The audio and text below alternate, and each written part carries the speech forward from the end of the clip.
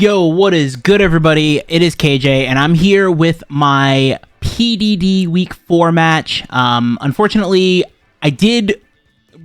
fortunately, I did record this. However, unfortunately, the audio was lost. So we are going to be giving you a post-com of this. So you can see we are going to end up leading our choice-scarved Sneasler here. And you can see Fist has a really scary team. So we are facing Fist this week.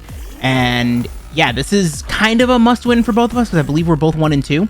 So you can see he leads with the Enamorous, and I wanted to click Dire Claw, but the clef key was in pretty easy switch-in, so I decided to just click U-turn. As you can see the clef key come in, and we do get to pop its air balloon. So that is really big, especially for Baxcalibur later on. We do also have to make sure when Baxcalibur does come in that we scout the Magnet Rise. So here, I was thinking, okay, this is the perfect opportunity to set up Bisharp, and I just go for a Swords Dance, and he does show that he's Reflect. So we know that he's not Light Clay, but he is Reflect, so we do know that there will be Reflect up for the next 5 turns, right? So we are at +2, thankfully, which is really nice. I decide I'm just going to go for a second one because I assumed he was going to switch out. He could go for Foul Play, but it wouldn't do a ton to us, and whatever comes in does not really want to take a +2, or +4, rather, Terra Dark, Throat Chop, or Sucker Punch, right? So that's what we're going to go for as we see the Garchomp come in. So obviously this is going to do a ton depending on what the Garchomp spread is, and it's not really going to be able to hit us for too much in return. So you're going to see here, we do get the Terra Dark Throat Chop off, and we actually bring this Garchomp to a really low amount, and you can see we eat up that Earthquake. That's nothing. So yeah, you're gonna see we're gonna do a ton to this Garchomp. It's almost an Oko, right? And we do take rough skin damage, which is fine because that previous hit only did about 120, so we're still in a good spot. And we do get to Sucker Punch here, which is really good. So we get the Sucker Punch, we do take rough skin damage again, and that is one massive threat off the board. So if we would have been a more traditional Thundy, that actually would have been really good for us, but we're not. So here we do see the Enamorous come in, and you're going to see this Sucker Punch do a stupid amount of damage. That puts this into Baxcalibur Ice Shard range. So I'm really happy about this. Like, immediately, I'm really happy about this, right? So we do lose our Bisharp, which I'm calling Gambit Jr. because it's pretty much King Gambit when you Terra Dark or Terra Steel. But that allows us to go into our Baxcalibur, and honestly, I should have Dragon Danced here, but I was a little worried he's going to stay in and call my bluff. So I decided I'm not going to do that. I'm just going to go for the really safe Ice Shard play. You do see that it chips the Clef Key a little bit. And now I'm thinking, okay, I don't want to get T-Waved, so we are going into Overquill. And that is just because, like, now that Bisharp's gone, it's our only Dark type, and we know that we can't get T-Waved. I could have also went into Thundy, but again, we're not a traditional Thundy set. We're a bulk up set, so I didn't want to do that necessarily, but I could have done that. But this actually allows us to show off our cool tech, which is Cursed. So this is actually going to be for the Garchomp, because we do have Shuka Berry as well, but you're going to see we don't really get to do that, like, get to do much with that. So in comes the Scrafty, which I was really worried about. I knew it was going to be Terra Poison if it did come, and I knew it was going to be a DD set if it did come. But now that we're cursing in front of it, I assume it's going to, like, click Knockoff or click DD and then Drain Punch. So I figured, you know what? We could just keep cursing in front of this thing, and eventually his Reflect will run out, and we'll just be in a good spot. We did get a first, like, the first curse up. So I was thinking, you know what? This will be good. And so you do see that here that he is Terra Poison, and he does click the Knockoff, and he actually gets a crit here. So not that that crit necessarily mattered, but the extra health on the Overquill is always nice, especially when the Enamorous is still there, so it could still click Earth Power or something like that. But the Garchomp is gone, so, like, this isn't necessarily anything super crazy with losing the Shuka Berry, but you do see that he's going to switch out, and in comes the Clef Key. So at this point, I know, okay, we can kind of 1v1 this thing, right? So it's going to get whatever it wants up pretty much. So it gets the spikes up, which is a little annoying for us. And when Reflect wears off at the end of this turn, we're going to see that, like, obviously it can get Reflect up again. So at the very least, we're going to be playing with 5 more turns of Reflect up, which is not ideal for us. Like, we have a lot of very good physical attackers. Reflect is very good into our team. So, this makes a ton of sense for Fist, and really was just a good bring, especially the fact that, like, Klefki just absolutely, with Air Balloon, absolutely stonewalls Excalibur, which sucks. But we're actually going to see the Dazzling Gleam come out, which I was really surprised about. I thought he was going to keep stacking spikes, which is why I went for another curse. I was kind of thinking that maybe he didn't have the, like, a fairy move, but obviously he does, and that's going to put us in range of just about anything that's on his bench. But we do get rid of the Klefki, and we burn a couple of the turns for the Reflect. So here's an interesting thought. I was like, I could go into Thundy here, and we'll learn if he specs, right? Because if I go into Thundy and he OHKOs me, he specs. If I go into Thundy and I live, then he's not specs. And I also wanted to keep Overquill around because it was Intimidate, so I wanted to be able to intimidate the Weavile, because the Weavile was terrifying. And we'll talk about that a little bit more later on. But we see that Moonblast, without a crit, OHKOs, confirming to me that this is a Specs Enamorus, which, honestly, at that point, knowing that, I was like, okay, we're in a pretty good spot with Bax, right? So we do see that he's going to switch out again, and in comes the Weavile. Now, we shared sets after the match, and seeing knowing what I know now, I should have just DD'd here. If I DD'd here, Bax just won, because he did not have low kick. I thought he was going to have low kick. He did not have it. So Bax would have won had I done that, because with a DD up, we would have been able to just do stupid damage, right? So, hindsight, obviously, but whatever. We do get the Overquill in to intimidate this Weavile, so that's really good for us. And now we get to bring in our Blastoise. Now, this sequence is just really, really good here, right? So we get the Yawn off on the Weavile, and we are able to basically force it out, which is nice because we're still really afraid of this thing. And we actually go for a Rapid Spin here, so that was just get rid of the spikes. We don't want, like, Sneasler to come in and take more damage than it needs to or anything like that. So that was something that I thought was really good. Plus, this makes us faster, right? In theory. So I'm thinking, like, okay, we should be faster than this now, and we can just click Yawn. So we do Yawn this thing, and that's really good, because if it does start setting up on us, at least it'll fall asleep, and then we can kind of click Icy Wind to make it slower, or we can click Surf and start doing damage to it, right?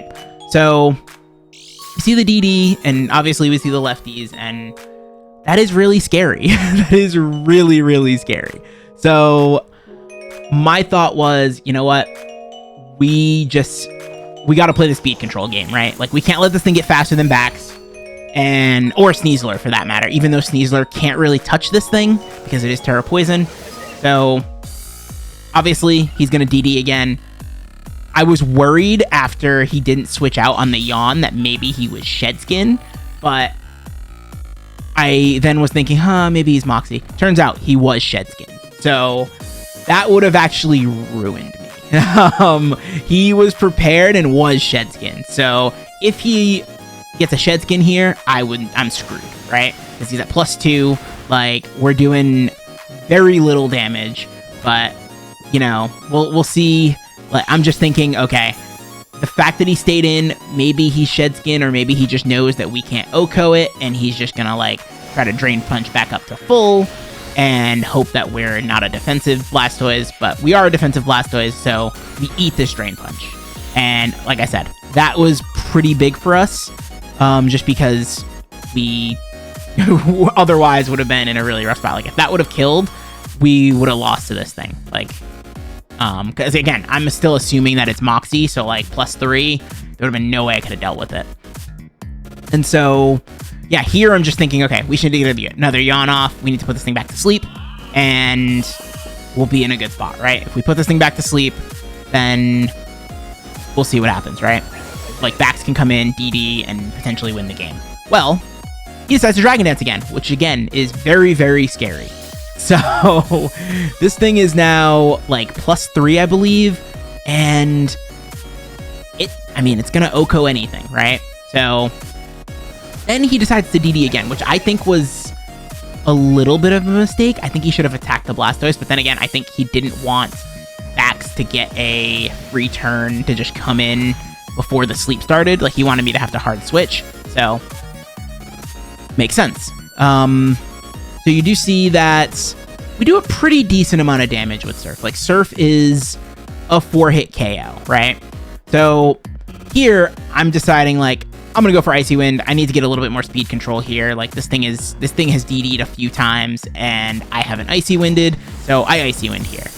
And you're gonna see we actually crit, which does matter in this case, because that crit is going to put us in a spot where Surf could be a KO, right? So at this point, I'm looking and I'm like, okay, how fast is this? I see that it's +2 speed. And my thought was, if he does wake up and Drain Punch, I'm clicking Surf here just because I need to have this thing in Bax range. Like, Bax needs to be able to click Ice Shard and kill this. And so we do see that the Surf does take this out, which is massive for us, right? So Blastoise picks up a kill, and that is absolutely huge. So now we're looking at, we still have Scarf, Sneasler, and Bax at full health in the back, right? And he's got the Enamorus, which falls over to Ice Shard.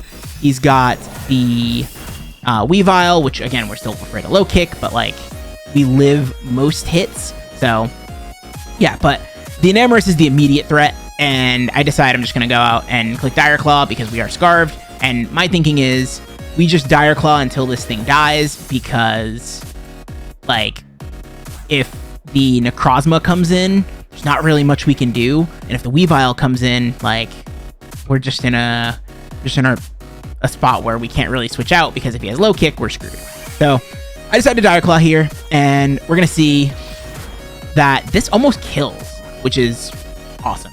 I slept on Sneasler the first few weeks, but it's actually been putting in work this game, which is really awesome.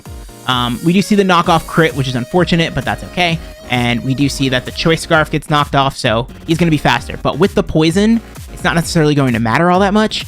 And I'm thinking, like, we can probably be in a good spot for Bax to win. But we actually get saved a little bit because he misses the triple axle, right? So we get to U-turn and save the Sneasler, so it doesn't die here, which is awesome.